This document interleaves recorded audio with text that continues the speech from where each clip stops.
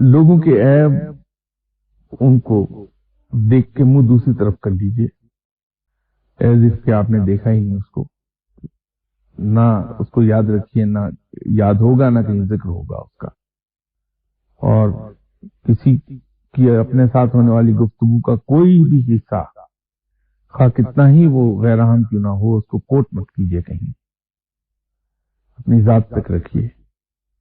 और किसी शख्स के साथ आपका क्या लेन देन है, उसको अपनी जात तक रखिए। ये अपना लीजिए।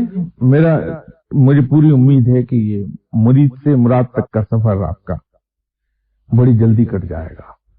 कि अल्लाह ताला बहुत सी जो इसमें सख्तियां और रियासतें हैं, उनसे इंसान को निजात दिला देता है।